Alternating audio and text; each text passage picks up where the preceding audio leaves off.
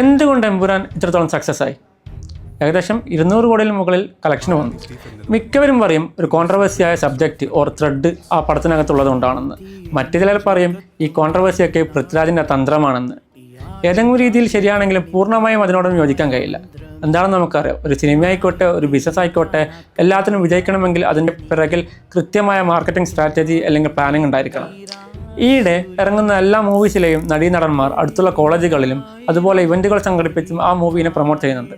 അതുപോലെ പൃഥ്വിരാജിനും എമ്പുരാൻ എന്ന പടത്തിൽ പ്രോപ്പറായ മാർക്കറ്റിംഗ് സ്ട്രാറ്റജി ഉണ്ടായിരുന്നു.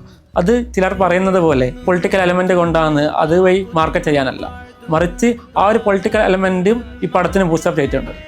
ഈ സിനിമയുടെ ആത്യന്തികമായ മാർക്കറ്റിംഗ് പോയിന്റ് മോഹൻലാൽ തന്നെയാണ്.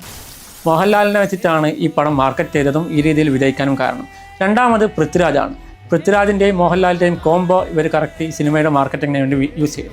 മൂന്നാമത് ലൂസിഫർ എന്ന പടം നമ്മളെല്ലാവരും കണ്ടതാണ്. ആ പടം നമുക്ക് എല്ലാവർക്കും ഇഷ്ടപ്പെട്ടതാണ്. അതിൻ്റെ ഹൈപ്പ് വെച്ചാണ് ഇവർ എമ്പുരാന് വേണ്ടി മാർക്കറ്റ് ചെയ്തത്. ഓരോ സിനിമയുടെ പോലെ തന്നെ ഓരോ ബിസിനസ്സിനും കൃത്യമായ മാർക്കറ്റിംഗ് പ്ലാൻ ഉണ്ടായിരിക്കണം. ഒന്നാമത്തെ വർഷം ഏത് രീതിയിൽ കൊണ്ടുപോകണം, രണ്ടാമത്തെ വർഷം ഏത് രീതിയിൽ കൊണ്ടുപോകണം, മൂന്നാമത്തെ വർഷം ഏത് രീതിയിൽ കൊണ്ടുപോകണം. അതിനനുസരിച്ച് കാലഘട്ടത്തിനനുസൃതമായ പ്ലാനിങ് സ്ട്രാറ്റജി ഇംപ്ലിമെൻറ്റ് ചെയ്യണം. ഇന്നല്ലെങ്കിൽ നാളെ ഈ പ്ലാനിങ് ഒക്കെ നമ്മുടെ ബിസിനസ്സിന് വിജയത്തിലേക്ക് എത്തിക്കും തീർച്ച.